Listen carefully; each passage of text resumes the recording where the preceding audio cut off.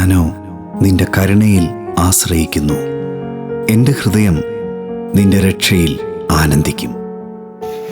Lent is a pilgrim journey with Jesus Christ from Gethsemane to Calvary. ഈ യാത്ര വളരെ ദുഷ്കരമാണ്. ഇവിടെ നാം തളർന്നു പോകാതിരിക്കാൻ ശക്തി ആർജിക്കേണ്ടതായിട്ടുണ്ട്. അതുകൊണ്ട് ഇന്നത്തെ നമ്മുടെ ധ്യാനത്തിൻ്റെ heading strengthening stations on the way of the cross. കുരിശിൻ്റെ വഴിയിലെ ശക്തിയേർന്ന ഇടങ്ങൾ. Cross is the supreme manifestation of God's love towards man. ഈ ക്രൂശിൻ്റെ യാത്രയിൽ നാം ശക്തി ആർജിക്കേണ്ട 3 സ്റ്റേഷൻസ്. ഒന്ന്, വിശുദ്ധ മത്തായിയുടെ സുവിശേഷം 26-ാം അധ്യായം 36 മുതൽ 39 വരെയുള്ള വാക്യം. The station of Gethsemane. ഗെത്സമനയുടെ സ്റ്റേഷൻ. ഒലിമലയുടെ അടിവാരത്തിലുള്ള ഒരു തോട്ടമാണ് ഗെത്സമന. ഗെത്സമന എന്ന വാക്കിൻ്റെ അർത്ഥം എണ്ണച്ചക്ക്. ഒലിവ് കായ്കൾ എണ്ണച്ചക്കിലിട്ട് ഞെക്കിപ്പിഴിഞ്ഞ് എണ്ണയെടുക്കുന്ന അനേക ചക്കുകൾ അവിടെയുണ്ട്. ഗെത്സമനയിലെ ദൈവഹിതത്തിൻ്റെ ചക്കിൽ യേശു കർത്താവ് ഞെരിഞ്ഞ് അമരുമ്പോൾ വേദനയോട് നിലവിളിച്ചു, എൻ്റെ ഉള്ളം മരണവേദന പോലെ ദുഃഖിതമായിരിക്കുന്നു. ആ വേദനയുടെ തീവ്രതയിൽ യേശുവിലെ മനുഷ്യമുഖം വിലപിച്ചു, പിതാവേ, കഴിയുമെങ്കിൽ ഈ പാനപാത്രം എങ്കിൽ നിന്ന് നീങ്ങിപ്പോകണമേ. തന്നെക്കുറിച്ചുള്ള ദൈവഹിതത്തിൻ്റെ ബോധ്യത്താൽ യേശുവിലെ ദൈവമുഖം തുടർന്ന് പ്രാർത്ഥിച്ചു, എങ്കിലും ഞാൻ ഇച്ഛിക്കും പോലെയല്ല, നീ ഇച്ഛിക്കും പോലെ ആകട്ടെ. ദൈവഹിതം സമ്പൂർണമായി നിറവേറുവാൻ സമർപ്പിച്ച ഇടമാണ് ഗെത്സമന. ക്രൂശിലെ ക്രിസ്തുവിനോടൊപ്പമുള്ള യാത്രയിൽ നാം ഒന്നാമതായി ചെയ്യേണ്ടത് സമ്പൂർണമായി സമർപ്പിക്കുക എന്നുള്ളതാണ്.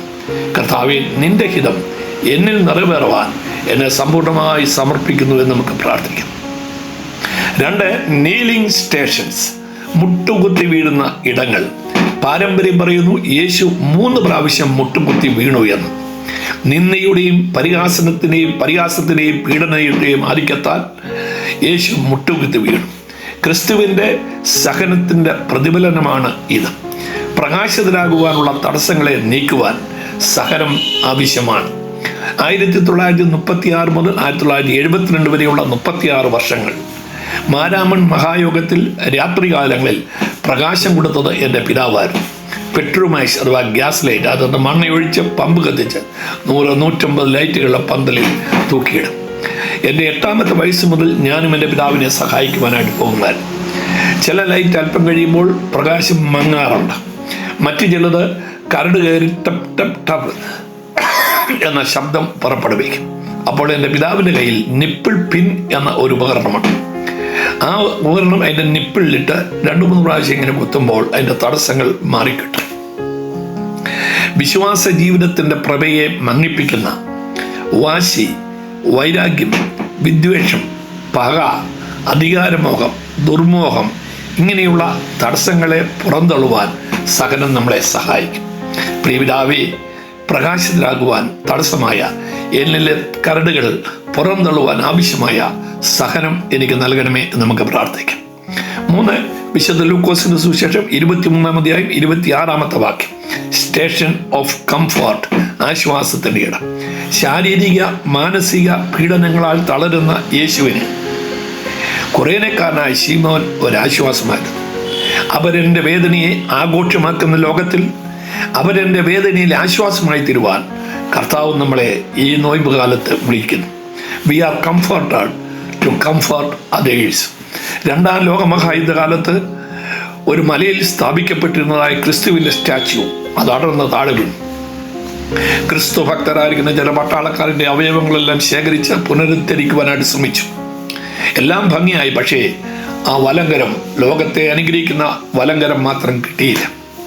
അപ്പോൾ അതിൻ്റെ അടിയിൽ ഒരു പട്ടാളക്കാരൻ ഇങ്ങനെ എഴുതി, ലെൻഡ് മീ യുവർ ഹാൻഡ്. നിന്റെ കരം എനിക്ക് കടം തരും. The Lent of 2026 challenges us to lend our hands to Jesus Christ to be a comfort to others.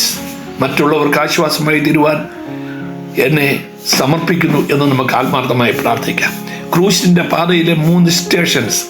ഒന്ന് station of surrender, 2 station of tolerance, 3 station of comfort. ഒരു കാര്യം കൂടെ ഓർപ്പിക്കട്ടെ, the journey to the cross does not end at Calvary, it leads us to resurrection. പ്രത്യാശയുടെ ഉയർപ്പിലേക്കാണ് Calvary യാത്ര നമ്മളെ കൊണ്ടെത്തിക്കുന്നത്. സമ്പൂർണ്ണ സമർപ്പണത്തിൻ്റെ, സഹനത്തിൻ്റെ, പരാശ്വാസത്തിൻ്റെ ഇന്ധനം നിറച്ച് 2026 ക്രിസ്തുവിനോടൊപ്പമുള്ള ക്രൂശിലേക്കുള്ള യാത്ര വിജയകരമാക്കി തീർക്കുവാൻ കർത്താവിനെ സഹായിക്കണമെന്ന് നമുക്ക് ആത്മാർത്ഥമായി പ്രാർത്ഥിക്കാം, സമർപ്പിക്കാം. ദൈവം നമ്മെ അനുഗ്രഹിക്കട്ടെ.